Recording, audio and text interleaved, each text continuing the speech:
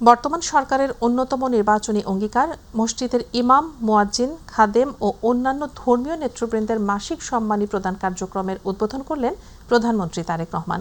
ধর্মীয় ও সামাজিক সম্প্রীতি সুদৃঢ় করতে এবং একই সাথে স্বাবলম্বী হিসেবে গড়ে তুলতেই সরকারের এ পদক্ষেপ জানিয়ে কেউ যেন বিভেদ সৃষ্টি করতে না পারে সে আহ্বান জানান প্রধানমন্ত্রী।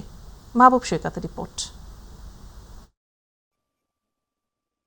দেশের ইতিহাসে এক অবিস্মরণীয় দিবস। রাজধানীর ওসমানী স্মৃতি মিলনায়তনে ধর্মীয় নেতৃবৃন্দের মাসিক সম্মানী প্রদান কার্যক্রমের উদ্বোধনী অনুষ্ঠান।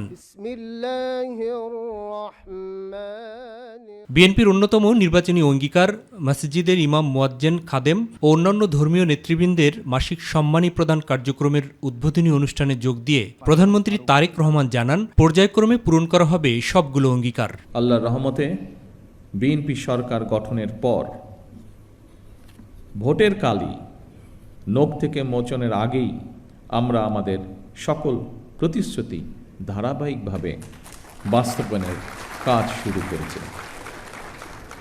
ফ্যাসিবাদ এবং তাবেদারি শক্তি যেন আর কখনো জায়গা নিতে না পারে, সেজন্য দেশকে শক্তিশালী ভিত্তির উপর দাঁড়া করানো সরকারের লক্ষ্য বলেও জানান সরকার প্রধান।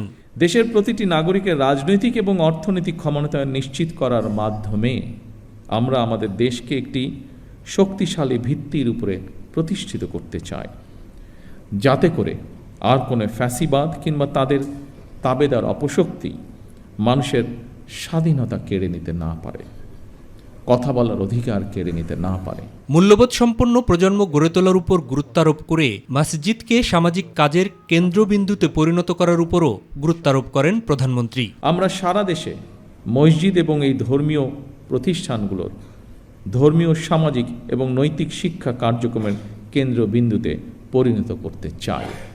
সরকারের নানাবিধ পদক্ষেপে নাগরিকদের স্বাবলম্বী করে গড়ে তোলার প্রচেষ্টা হিসাবে জানিয়ে কেউ যেন বিভেদ সৃষ্টি করতে না পারে সে ব্যাপারেও সবাইকে সজাগ থাকার আহ্বান জানান তারেক রহমান। কেউ যেন আমাদের মধ্যে বিভেদ সৃষ্টি করতে না পারে। মুসলমান, হিন্দু, বৌদ্ধ, খ্রিস্টান আমরা সবাই মিলে ইনশাল্লাহ একটি শান্তিময়, শান্তিপূর্ণ বাংলাদেশ গড়ে তুলব একসাথে। এর আগে কল্যাণমূলক এই পদক্ষেপকে যুগান্তকারী হিসেবে উল্লেখ করে বক্তব্য রাখেন বিভিন্ন ধর্মের প্রতিনিধিত্বশীল ব্যক্তিরা। আজকের এই দিনটি হলো আমাদের জন্য একটি ঐতিহাসিক দিন। মাত্র 1 মাস যেতে না যেতেই আপনার দেওয়া প্রতিশ্রুতি পূরণ হচ্ছে। আমাদের অংশগ্রহণ আপনার হাতকে আরও শক্তিশালী করবে। ধর্মীয় গুরুদের সম্মানী প্রদানের মাধ্যমে উপকার ও সুরক্ষা সাধন করছেন। তথ্য অনুযায়ী পরীক্ষামূলকভাবে দেশের 4,908টি মসজিদের ইমাম, মুয়াজ্জিন এবং খাদেম, একই সাথে 990টি মন্দিরের পুরোহিত, 144টি বৌদ্ধবিহারের অধ্যক্ষ এবং 396টি গির্জার যাজকসহ উপাসনালয়ের দায়িত্বপ্রাপ্ত ব্যক্তিদের এই সম্মানী দেয়া হবে। মাসিক সম্মানীর পাশাপাশি ধর্মীয় উৎসব উপলক্ষেও বিশেষ ভাতা দেয়া হবে। আগামী 4 অর্থ বছরে ধাপে ধাপে সারা দেশের সব মসজিদ ও অন্যান্য ধর্মীয় উপাসনালয়ের দায়িত্বপ্রাপ্ত ব্যক্তিদের এই সম্মানীর আওতায় আনা হবে। আমরা সিদ্ধান্ত নিয়েছি মাহবুব সৈকত, মাই টিভি, ঢাকা। দুদিন বিরতির পর রবিবার বসছে ত্রয়োদশ জাতীয় সংসদের অধিবেশন। সোমবার থেকে ঈদের জন্য মুলতবি করা হবে আবার। এরপর 29 মার্চ পুনরায় বসবে সংসদ অধিবেশন। টানা চলবে 30 এপ্রিল পর্যন্ত। অধিবেশন চলাকালে 133টি অধ্যাদেশের জন্য গঠিত বিশেষ কমিটি সংবিধান সংশোধনের জন্য সংসদে আলোচনা করবে বলে জানিয়েছেন সরকারি দলের সদস্যরা। আর বিরোধী দলীয় চিফ হুইপ বলেন, রাষ্ট্রপতির ভাষণ ও সংবিধান সংশোধন নিয়ে সংসদে গঠনমূলক আলোচনা করা হবে। আরও জানাচ্ছেন ইউসুফ আলী। ত্রয়োদশ জাতীয় সংসদের প্রথম অধিবেশনের করণীয় ঠিক করতে সংসদ ভবনে কার্য উপদেষ্টা কমিটির বৈঠক অনুষ্ঠিত হয়। বৈঠকে প্রধানমন্ত্রী তারেক রহমান, বিরোধী দলীয় নেতা ডাক্তার শফিকুর রহমান, সরকার দলীয় চিফ হুইপ নুরুল ইসলাম মনি ও বিরোধী দলীয় চিফ হুইপ নাহিদ ইসলাম সহ অন্য সদস্যরা উপস্থিত ছিলেন। সভা শেষে সাংবাদিকদের প্রশ্নের জবাবে সরকার দলীয় সংসদ সদস্য ও মন্ত্রীরা জানান, সংবিধান অনুযায়ী আগামীতে করণীয় নির্ধারণ করতে এই বৈঠক অনুষ্ঠিত হয়। বিশেষ কমিটি গঠন করা হচ্ছে, সেই কমিটিতে আলোচনা হবে।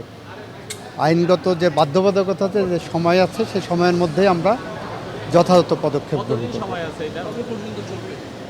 সংবিধানে 30 দিন সময় আছে, প্রথম যেদিন উপস্থাপন করেছি তার থেকে 30 দিন। 30 তারিখ পর্যন্ত চলবে, এটাই সিদ্ধান্ত হয়েছে। 33টি অধ্যাদেশ এগুলো বিষয় আছে। তারপরে আর সংসদের নর্মাল বিজনেস ট্রানজ্যাকশন যেটা, এগুলো সম্পাদিত হবে। স্বরাষ্ট্রমন্ত্রী সালাউদ্দিন আহমেদ বলেন, রোববার মুলতবি করা হলেও ঈদের পর সংসদ বসবে পুনরায়। 15 তারিখ কালকে সংসদ অধিবেশন বসবে সকাল 11টায়। তারপরে 16 তারিখ থেকে মুলতবি হবে, মানে 15 তারিখের পরে আবার সংসদ বসবে আগামী 29 তারিখ মার্চের, ঈদের পরে। এবং পরে এপ্রিল মাস পুরোটাই জাতীয় সংসদের এই অধিবেশন চালু থাকবে। এই সিদ্ধান্তগুলো হয়েছে। বিশেষ কমিটি যেটা গঠিত হয়েছে, এই বিশেষ কমিটির উদ্দেশ্য হলো যে সংসদে বিভিন্ন মন্ত্রণালয় সম্পর্কিত স্থায়ী কমিটিগুলো গঠিত হওয়ার আগ পর্যন্ত ট্র্যাডিশন অনুসারে এই বিশেষ কমিটি গঠিত হয়। তো অধ্যাদেশগুলো, বিলগুলো যেগুলোই আসবে এগুলো বিশেষ কমিটিতেই পাঠানো হবে, সেখানে যাচাই বাছাই হয়ে তারপরে রিপোর্ট আকারে সংসদে উত্থাপিত হবে। বিরোধী দলীয় চিফ হুইপ নাহিদ ইসলাম বলেন, সরকারের যে কোনো কাজের বিষয়ে গঠনমূলক সমালোচনা করবে বিরোধী দল। রাষ্ট্রপতির ভাষণের উপরে আমরা আমাদের বক্তব্যটা তো অবশ্যই দিব, যে আমরা কোন কারণে ওয়াকআউট করেছিলাম, কোন কারণে আমরা মনে করেছিলাম যে রাষ্ট্রপতি বক্তব্য দেওয়া অনুচিত এই সংসদে। তো সেই আমাদের, আমরা ধন্যবাদ দিব না, আমরা আমাদের বক্তব্যটা বলবো। এবং সংবিধান সংস্কার পরিষদ নিয়ে তো এই মিটিংয়ে আলোচনা হওয়ার কিছু না, সেটা আমরা সংসদে এই আলোচনা উত্থাপন করব। ইউসুফ আলী, মাই টিভি, ঢাকা। রবিবারের মধ্যে সংবিধান সংস্কার পরিষদের অধিবেশনের জন্য বৈঠক না ডাকলে 11 দল রাজপথে নামবে বলে হুঁশিয়ারি দিয়েছেন জামায়াতের সহকারী সেক্রেটারি জেনারেল হামিদুর রহমান আজাদ। 11 দলীয় জোটের নিয়াজু কমিটির সভা শেষে প্রেস ব্রিফিংয়ে তিনি কথা জানান। অপর এক অনুষ্ঠানে জামায়াতের আমির ডাক্তার শফিকুর রহমান বলেন, ফ্যাসিবাদ থেকে পূর্ণ মুক্তি পেতে সাংবাদিকদের বিবেক অনুযায়ী চলতে হবে। জাহিদ আহমেদ বাবু রিপোর্ট। শনিবার সকালে 11 দলীয় জোটের লিয়াজু কমিটির বৈঠক শেষে এক প্রেস ব্রিফিংয়ে জামায়াতের সহকারী সেক্রেটারি জেনারেল হামিদুর রহমান আজাদ জানান, আগামীকালের মধ্যে সংবিধান সংস্কার পরিষদের অধিবেশনের জন্য বৈঠক না ডাকলে 11 দল রাজপথে নামবে। জুলাই সনদ বাস্তবায়নের জন্য যদি দ্রুত ব্যবস্থা না নেওয়া হয়, অর্থাৎ আগামীকালের মধ্যে যদি উদ্যোগ গ্রহণ না করা হয়, জনগণকে সাথে নিয়ে জনগণের সম্মান, মর্যাদা, আকাঙ্ক্ষা সমুন্নত রাখার জন্যেই আমরা রাজপথের আন্দোলনে যেতে বাধ্য হব। সাম্প্রতিক জাতীয় সংসদ নির্বাচনকে ইতিহাসের সেরা নির্বাচন বলা হলেও জনগণের ভোট অধিকারের পূর্ণ প্রতিফলন সেখানে দেখা যায়নি। সত্যিকার অর্থে হাকে সাদাকে সাদা বলবেন, কালোকে কালো বলবেন, তাদের কণ্ঠগুলো স্তব্ধ করে দেওয়া, এবং তারা সফল হয়েছিল। সেই সফলতার রেশ এখনো চলছে বলে মাঝে মাঝে যেন মনে হয়। আমরা ফেসিবাদ থেকে আংশিক নয়, পূর্ণ মুক্তি চাই। এটা যার আমলেই হোক, যখনই হোক। ফেসিবাদ কখনো জাতিকে ভালো কিছু দিতে পারে নাই, পারবে না। এবং সাংবাদিক বন্ধুদেরকে শুধু এতটুকু অনুরোধ করব, আপনাদের পরিচয় হচ্ছে আপনারা জাতির বিবেক। বিকেলে রাজধানী এসকাটনয় লেডিস ক্লাবে জামায়াতে ইসলামী ঢাকা মহানগর দক্ষিণের উদ্যোগে সাংবাদিকদের নিয়ে ইফতার অনুষ্ঠানে যোগ দিয়ে দলটির আমির ডাক্তার শফিকুর রহমান বলেন, গত 15 বছর রাষ্ট্রের চতুর্থ স্তম্ভ সংবাদ মাধ্যমের কাছে জাতির প্রত্যাশা হারিয়ে গিয়েছিল। আমরা সেই ব্যর্থতা আর দেখতে চাই না। আমরা এখন শুধু সফলতা চাই, একটা ঐক্যবদ্ধ জাতি আমরা দেখতে চাই, এবং জাতীয় ইস্যুতে, জাতীয় স্বার্থে কারো সাথে আমরা কোনো আপোষ করব না। সরকারি দল যদি সেই ক্ষেত্রে অনড় থাকে, আমরা তাদেরকে পাশে থেকে শক্তি যোগাবো। ফ্যাসিবাদ থেকে পূর্ণ মুক্তি চেয়ে জাতীয় স্বার্থে কারো সাথে আপোষ না করার কথা জানান বিরোধী দলীয় এই নেতা।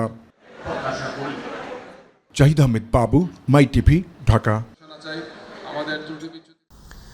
তথ্যমন্ত্রী জহির উদ্দিন স্বপন বলেছেন, একটি মহল 12 ফেব্রুয়ারি নির্বাচনকে প্রলম্বিত ও বিতর্কিত করার অপচেষ্টা চালিয়েছিল, কিন্তু সব বাধা ছিন্ন করে বিএনপি এই অবাধ, সুষ্ঠু ও নিরপেক্ষ নির্বাচনে জয়ী হয়েছে।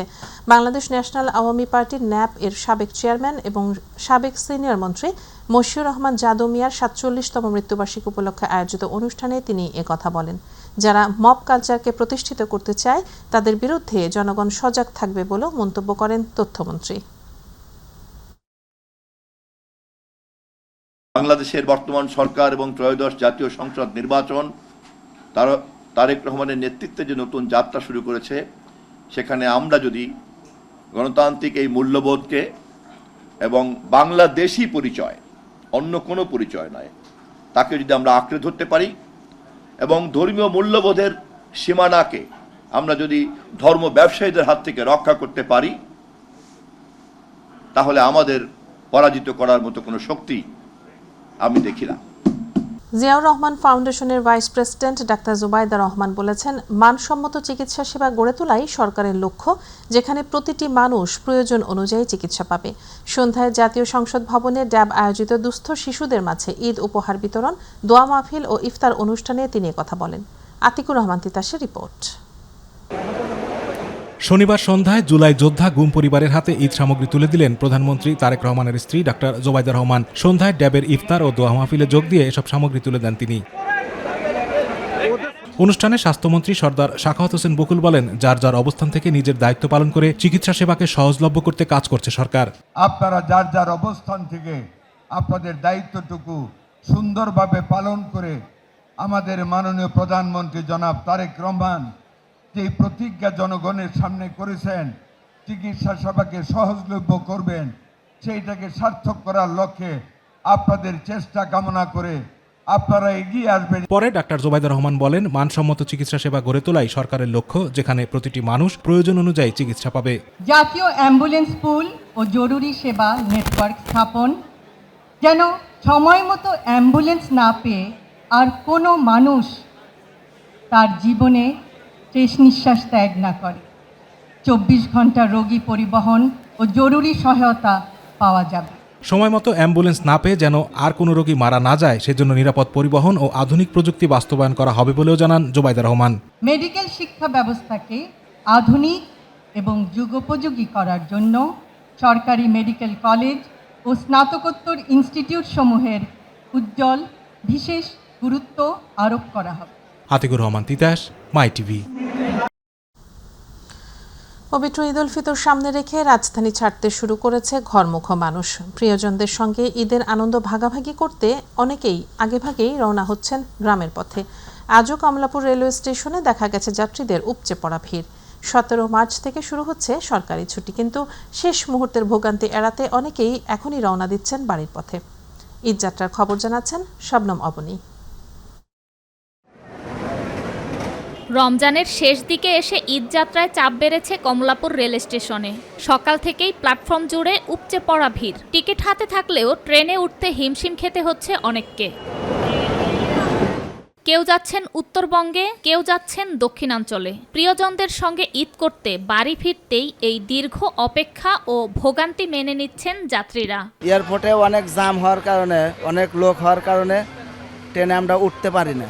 তাই আমাদের সুবিধার জন্য আমরা এদিকে চলে আসছি, আবার এখান থেকে এই কমলাপুর থেকে সিরাজগঞ্জ উদ্দেশ্যে রওনা হলাম।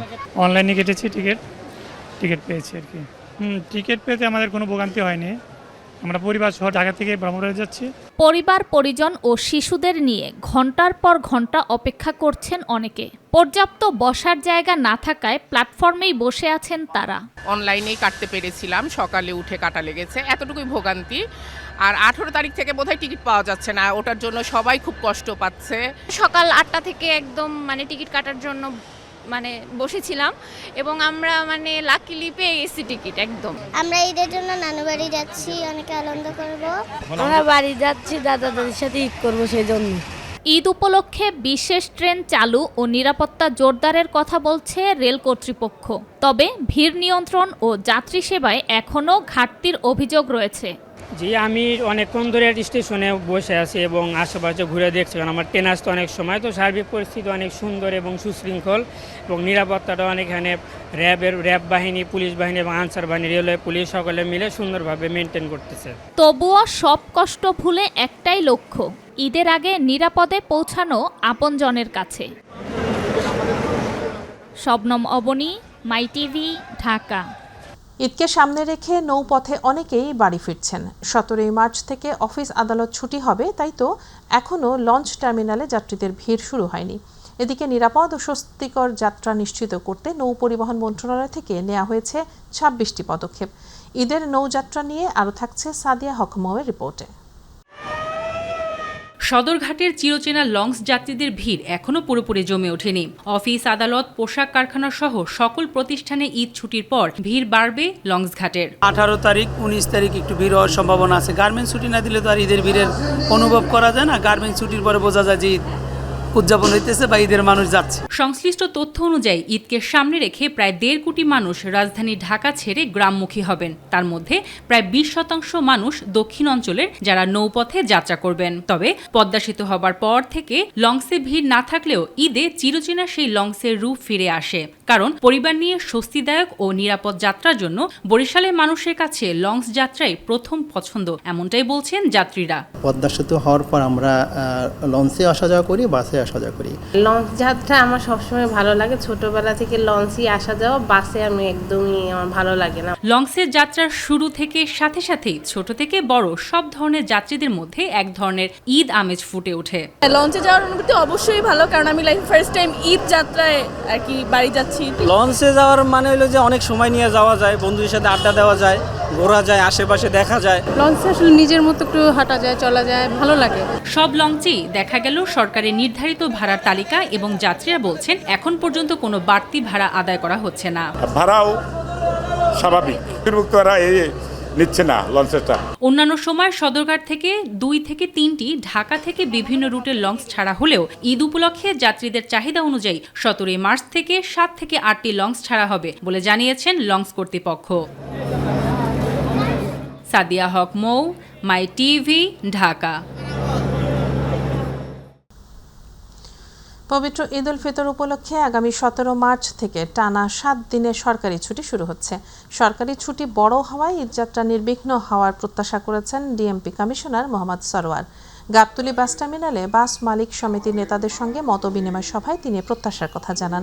এ সময় ভোগান্তি কমাতে গার্মেন্টস শ্রমিকদের একবারে ছুটি না দিয়ে ধাপে ধাপে ছুটি দেওয়ার অনুরোধ জানান ডিএমপি কমিশনার। ফিটনেসবিহীন গাড়ি বন্ধে অভিযান চলছে বলেও জানিয়েছেন তিনি। আপনারা দেখছেন যে এই সরকার চাঁদাবাজির বিরুদ্ধে বেশ কঠোর। অতএব বাস সেক্টরে বা অন্য সেক্টরে চাঁদাবাজি যেটা আপনারা প্রতিবছর শিকার হন, সেইটা নিয়ে সরকার উপযুক্ত ব্যবস্থা নিচ্ছে। বিভিন্ন বাস টার্মিনালে হেডফ্লেক্স করা হয়েছে, আপনাদের উদ্যোগে করা হয়েছে। এই হেডফ্লেক্সে আমরা অনুরোধ করব যে বাসের ভাড়ার চার্টটা টানিয়ে রাখতে হবে, যাতে প্রত্যেক যাত্রী জানেন যে কি পরিমাণ ভাড়া হবে, এবং এখানে বাসের শিডিউল কোন বাসটা কখন সার্ভে জানাইতে হবে। যদি কোনো কারণে দেরি হয় সেটা প্যাসেঞ্জারদের জানাতে হবে। যদি প্যাসেঞ্জার ওয়েটিং করে ওয়েটিং রুমে জানাতে হবে অথবা ফোন করে জানাতে হবে। পবিত্র ঈদ উল ফিতরকে সামনে রেখে জমে উঠেছে দ্বীপ জেলা ভোলার চর ফ্যাশনের বাজারগুলো। সকাল থেকে রাত পর্যন্ত উপজেলার বিভিন্ন পনির বিতান ও জুতার দোকানগুলোতে চোখে পড়ার মতো ভিড়। পরিবার পরিজনের জন্য পছন্দের পোশাক ও জুতা কিনতে ক্রেতারা ঘুরছেন এক দোকান থেকে আরেক দোকানে। প্রতিনিধি শাহাবুদ্দিন হাওলাদারের তথ্যচিত্রে বিস্তারিত জানাচ্ছেন শবনম অবনী। ভোলা চরফ্যাশন উপজেলায় একটি পৌরসভা ও 21টি ইউনিয়নে প্রায় 6 লাখ মানুষের বসবাস। আর তাদের কেনাকাটার প্রধান কেন্দ্র হচ্ছে চরফ্যাশন বাজার। ঈদ ঘনিয়ে আসায় দূর দূরান্ত থেকে ক্রেতারা ভিড় করছেন এখানকার মার্কেট ও দোকানগুলোতে। পছন্দের পণ্যের দাম নিয়ে ক্রেতাদের মধ্যে রয়েছে মিশ্র প্রতিক্রিয়া। সামনে যেহেতু হচ্ছে সামার, অনেক বেশি গরম, তো হচ্ছে পাঞ্জাবিটা আমাদের কটন কাপড়ের পাঞ্জাবিটা একটু বেশ ভালো চলে। এবছর পার্সিয়ান কিছু ড্রেস আসছে নতুন মার্কেটে, এটা খুবই ভালো চলতেছে। আমি এখানে আসছি ঈদের জন্য জুতা নেওয়ার জন্য। আমি অনেক দোকান ঘুরেছি, বাট আমার এখানে জুতা পছন্দ হয়েছে, আমি এখান থেকে জুতা নিয়েছি। সব জিনিসই অতিরিক্ত দাম, মানে যেগুলো এমনিতে কেনা হয়তো 600 টাকা, ওগুলো এখন হচ্ছে 1000-এর উপরে বা 1500-1600। বাচ্চাদের জুতা 1600 নিচে তো কোনো স্যান্ডেলই নাই গা, তাহলে মানুষ কি কিনবে? এদিকে ঈদকে সামনে রেখে বাড়তি ভিড় সামাল দিতে বাজার এলাকায় বাড়ানো হয়েছে নিরাপত্তা ব্যবস্থা। ক্রেতা সাধারণদের সার্বিক নিরাপত্তার জন্য আমাদের পুলিশের টহল কার্যক্রম চলমান রয়েছে। এরপরেও যদি কোথাও কোনো ধরনের অভিযোগ পাওয়া যায়, ক্রেতাকে হয়রানি বা তাদের নিরাপত্তা সংক্রান্ত কোনো বিষয় যদি আসে, আমরা সাথে সাথে এ বিষয়ে অ্যাকশন নেব। শবনম অবনী, মাই টিভি। ডেঙ্গু সহ অন্যান্য মশাবাহিত রোগ প্রতিরোধের জন্য বারুণী নদীর শাখা বারুণী নদীর খাল পরিষ্কার কর্মসূচি উদ্বোধন করেছেন ভূমিমন্ত্রী মিজানুর রহমান মিনু। সকাল 10:30টায় রাজশাহী নগরীর পবা উপজেলার বায়া ব্রিজের নিচে এ কর্মসূচির উদ্বোধন করেন তিনি। এ সময় তিনি বলেন, সরকারের উদ্যোগে প্রতি শনিবার এমপি মন্ত্রীগণ নিজ নিজ এলাকায় নদী, খাল, বিল সহ অন্যান্য অপরিষ্কার এলাকা পরিষ্কারে তদারকি করবেন। তিনি বলেন, শহীদ প্রেসিডেন্ট জিয়াউর রহমান সারা দেশে খাল খনন করে বাংলাদেশের কৃষিতে বৈপ্লবিক পরিবর্তন এনেছিলেন। সেই ধারাবাহিকতায় বিএনপি সরকার এক জনবান্ধব কর্মসূচি গ্রহণ করেছে এবং জমিতে সেচ সুবিধা এবং প্রাকৃতিক বৈচিত্র্য ফিরানোর জন্য যে কর্মসূচি গ্রহণ করেছিলেন, আমরা এটাও গ্রহণ করেছি। আজকে শুধুমাত্র পরিষ্কার পরিচ্ছন্নতা বা ডেঙ্গুর হাত থেকে এবং সকল রোগবালার হাত থেকে রাজশাহী বাংলাদেশের সবাইকে রক্ষা করে। সরকার স্বাস্থ্যসেবাকে জনগণের দোরগোড়ায় পৌঁছে দিতে সহজলভ্য এবং দুর্নীতিমুক্ত করতে কাজ করছে বলে মন্তব্য করেছেন স্বাস্থ্যমন্ত্রী সরদার মোহাম্মদ সাখাওয়াত হোসেন। সকালে মানিকগঞ্জে সিংগাইর উপজেলার স্বাস্থ্য কমপ্লেক্স পরিদর্শন এবং সিংগাইর পৌরসভায় মশক নিধন ও পরিষ্কার পরিচ্ছন্নতা কার্যক্রম উদ্বোধন শেষে তিনি সাংবাদিকদের এসব কথা বলেন। স্বাস্থ্যমন্ত্রী আরও বলেন, সাধারণ মানুষ যেন হয়রানির শিকার না হয়, মানুষ যেন হাসপাতালে এসে প্রাপ্য সেবাটুকু পায়, সে লক্ষ্যেই সরকার বিভিন্ন পদক্ষেপ নিচ্ছে। আমার পরিকল্পনা স্বাস্থ্য খাতকে জনগণের ঘর দৌড়ে পৌঁছে দেওয়া, সহজলভ্য করা, দুর্নীতিমুক্ত করা। এটি আমরা যত পারি আমাদের পপুলেশনের অনুপাতে বিভিন্ন সরঞ্জাম বা বিভিন্ন চিকিৎসা সেবা সহজলভ্য করতে চাই। বাংলাদেশ নিজস্ব উৎস থেকে গ্যাস উত্তোলন করে স্বয়ংসম্পূর্ণ হতে চায় বলে মন্তব্য করেছেন বিদ্যুৎ, জ্বালানি ও খনিজ সম্পদ প্রতিমন্ত্রী অনিন্দ্য ইসলাম অমিত। তিনি বলেন, স্বয়ংসম্পূর্ণ এবং স্বাবলম্বী হলে যে কোনো ধরনের ঝুঁকি থেকে সহজে উত্তোলন হওয়া যাবে। দুপুরে কুমিল্লার মুরাদনগরে শ্রীকাইল গ্যাস ক্ষেত্রের 5 নম্বর কূপ উদ্বোধন শেষে এসব কথা বলেন তিনি। এ সময় তিনি আরও বলেন, জ্বালানি খাতকে সরকার নিজেই স্বয়ংসম্পূর্ণতা অর্জন করাতে চায়। আগামী 5 বছর পর এদেশের গ্যাসের চাহিদা হবে 4,500 ঘনফুট, যা নিজেদের ক্ষেত্র থেকেই সরবরাহ করার সক্ষমতা অর্জন করবে বাংলাদেশ। যারা আছেন কর্মকর্তারা এরা কি অনেক দক্ষ, কিন্তু আমাদের যারা ইন্টারন্যাশনাল পার্টিস যারা এখানে কাজ করেন তাদের যে সফলতার হার তার তুলনায় কিন্তু আমাদের বাপেক্সের সফলতার হার কিন্তু অনেক বেশি।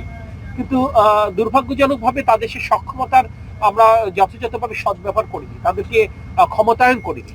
আমরা সে কারণে সেখান থেকে বেরিয়ে আসতে চাই। আমরা বাপেক্সের সক্ষমতা বাড়াতে চাই, তাদেরকে স্বাধীনভাবে কাজ করতে দিতে চাই, এবং যাতে করে আমরা জ্বালানি যে খাতটি আমদানি নির্ভর করে দিয়ে গেছিল বিগত ফ্যাসিস্ট আমলে, আমরা সেক্ষেত্রে যেন আমরা স্বাবলম্বী হতে পারি সে ব্যাপারে আমরা উদ্যোগ গ্রহণ করছি।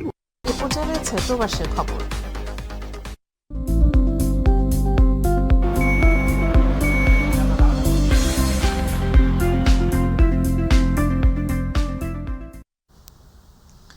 মালয়েশিয়াস্থ মুন্সিগঞ্জ বিক্রমপুর সমিতির ইফতার ও আলোচনা সভা অনুষ্ঠিত হয়েছে।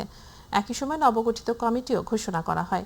প্রতিনিধি আশরাফুল মামুন জানান, সংগঠনের সভাপতি খায়রুল ইসলাম টুটুলের সভাপতিত্বে সঞ্চালনা করেন সাধারণ সম্পাদক SK সেন্টু এবং রিসাদ বিন আবদুল্লাহ।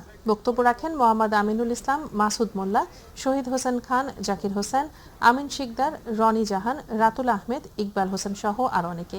এ সময় উপস্থিত ছিলেন সংগঠনের উপদেষ্টা মাহবুব আলম শাহ, দাতু সেলিম হোসেন, মোয়াজ্জেম হোসেন নিপু, মোস্তাফিজ মোস্তাক ও তালেব মোল্লা, শেখ জুলহাস, রুবেল খান, মিজানুর রহমান, অরুণ মির্জা, ইমন হাসান, নূর আলম সিদ্দিক সহ আরও অনেকে।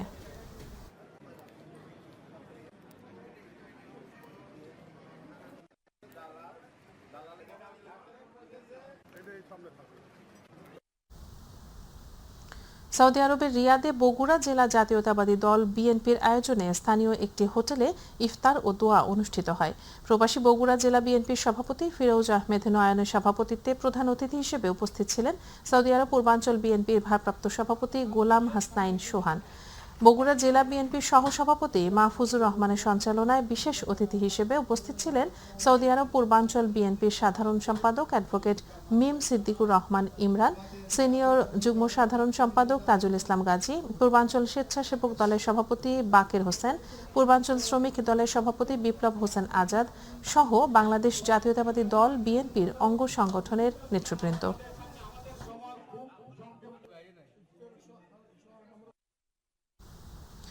রিয়াদে সৌদি আরব প্রবাসী লক্ষ্মীপুর জেলা বিএনপির উদ্যোগে ইফতার ও দোয়া মাহফিল অনুষ্ঠিত হয়েছে।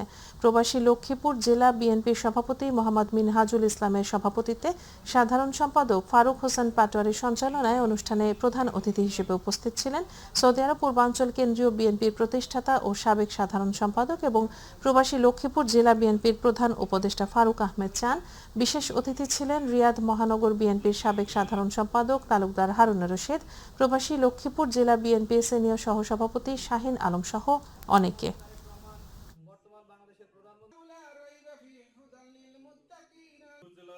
পূর্বাঞ্চল